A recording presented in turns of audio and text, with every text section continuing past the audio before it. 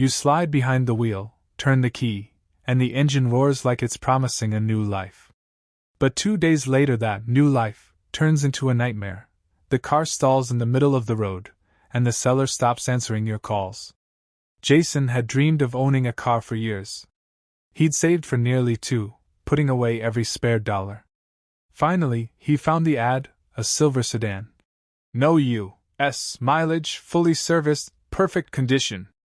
The photos gleamed, body shining, interior spotless. The price looked like a bargain, $4,500, slightly under market. The seller insisted. I need cash fast, that's why it's cheap. They met at a small lot in Brooklyn. Flags fluttered at the gate, the air thick with asphalt heat and exhaust. The seller, a man in his 40s, sleeves rolled up, smiled like he was selling a dream, not a car. See? Excellent condition, he said, patting the hood. No issues. Start it up if you want. Jason turned the key. The engine purred steady and smooth.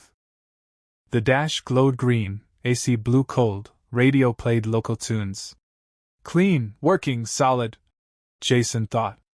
They walked around the car. No dents, no scratches. Inside, seats spotless, mats like new. Joy swelled inside him. Finally, his own set of wheels. How many owners? He asked. 1, the seller shot back. Checked, legal, good to go. Drive to Miami tomorrow if you want. The handshake was firm. Money changed hands, keys dropped into Jason's palm. At that moment, he believed he'd made the best decision of his life. Day 1 was flawless. He cruised around the neighborhood, visited a friend who congratulated him. Day 2 he took his mom to the supermarket. Smooth ride, cold AC, music playing. Everything felt perfect. That evening, trouble came. A yellow, check engine light blinked on. At first he shrugged. Minor issue, happens. But minutes later the engine sputtered and died at a red light. Horns blared behind him. Someone yelled. Jason twisted the key. On the 3rd try, it coughed back to life, but uneven, shaky. He called the seller. Hey, the car keeps stalling. What's going on? No way. Probably bad gas. Just fuel up somewhere else. The voice answered, slightly annoyed. Jason listened. He refueled. But next day it happened again. This time 3 lights flashed: oil, engine, ABS. The car died on the shoulder, hood up, traffic whipping past. He dialed again. The seller's phone was off. Jason had the car towed to a shop. The mechanic, an older man in grease-stained overalls, popped the hood, sighed. Kid, this car's been dead for a long time. Oil leaks didn't start yesterday. These wires, patched and twisted. None of this happened in 2 days. These are old problems. The estimate floored him. Engine and suspension repairs, starting at $4,200. Nearly the price he just paid. Jason's stomach sank. His savings were gone. Instead of a dream car, he'd bought a heap barely holding together. He tried calling again. Only long tones answered. And then it hit him. This wasn't bad luck. It was a setup. Jason left the mechanic's shop feeling like he'd been punched in the gut. In his hands, a repair bill for nearly $4,200. In his wallet, nothing. He didn't just feel cheated. He felt humiliated. Years of savings gone in an instant. That evening he tried the seller again. The number was still dead. So he wrote a message. The car is defective, the shop confirmed hidden issues. I demand a refund. Otherwise, I will take you to court. Silence. Jason refused to give up. He gathered every scrap of evidence. The sales contract stating the car was in good condition. Invoices from the shop with stamps. Photos of leaks and wiring. The original ad claiming perfect condition. Then he dug into small claims court. The $5,000 cap fit his $4,500 claim perfectly. This is my case, he thought. On the court website he filled the form. Plaintiff, Jason, defendant, seller's name, claim, $4,500. Clicking submit made his chest tighten. It wasn't just a button. It was a choice to fight. The court date landed a month away. Jason spent that month rehearsing. Each morning he reviewed his evidence. Each night he practiced. Your Honor, the seller concealed defects, misrepresented condition. He argued with an imaginary judge in his head.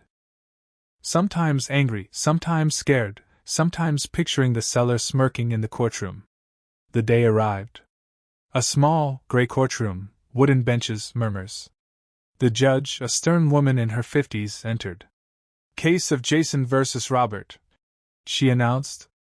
To Jason's surprise, the seller showed. Expensive blazer, same smug smile. Your Honor, Robert began. The car was sold as is. The buyer inspected it, started it, drove it. I hid nothing. Jason clenched his fists but spoke steady. The contract says in good condition? A licensed mechanic confirmed these defects existed long before purchase. I have photos, invoices, and even the original ad calling it perfect condition. He handed over his file. The judge flipped through, asked pointed questions. Mr. Robert, why advertise perfect condition if the mechanic says otherwise? Well, everyone says that. It's just advertising.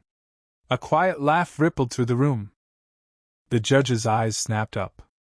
We deal with facts here, not slogans, she said coolly. Jason showed photos, oil leaks, twisted wires, rust. He displayed the unanswered text demanding a refund.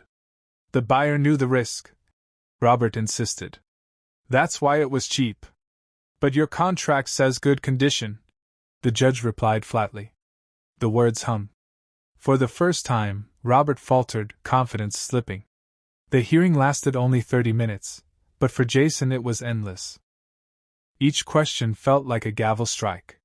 He knew truth was on his side, but his pulse hammered. Finally, the judge closed her folder. I'll issue my decision tomorrow. Jason walked out, hands trembling. He didn't know what tomorrow would bring, but for the first time in weeks, hope stirred. The next morning dragged endlessly. Jason couldn't eat, couldn't work, refreshing his email every 5 minutes. Time seemed frozen. Then, notification. Your court decision is available. He clicked, heart pounding. The court rules. The seller must pay the plaintiff $4,500 for fraud and hidden defects. Enforcement effective immediately. Jason read the line 3 times. He had won. His truth was recognized. Every photo, every receipt, every line in the contract turned into proof. And now the court sealed it. But euphoria didn't last. Friends warned him, winning a judgment is only half the battle. Collecting is another story. Sure enough, the seller stalled. Ignored letters claimed he had no money, dragged his feet. Jason felt powerless again. The paper in his hands meant nothing if the cash never came. He filed for enforcement through a city marshal. More forms, more signatures, more waiting. Fear not. What if he disappears? What if he hides assets? Weeks crawled by. Then the marshal called, account frozen, funds seized. That night Jason opened his banking app. Balance flashed, plus $4,500. Finally, he exhaled. The victory was real. Sitting at his kitchen table with a cup of cheap coffee, he thought. This car cost me months of stress, but without court I'd never see my money again. The lesson was clear. Never trust, perfect condition, without an independent mechanic's check. Always keep contracts, photos, and texts. Don't fear court, even if the seller seems confident. Jason didn't gloat. He just felt justice. He wasn't richer, he only got back what was his. But he got it back through persistence. That evening he started the car again, after repairs this time. The engine hummed steady, and the sunset road ahead looked free at last. And you? If you were in his shoes, would you take the seller to court, or let it go, telling yourself nothing could be done? Share your answer in the comments. Your story might guide someone who faces the same scam tomorrow.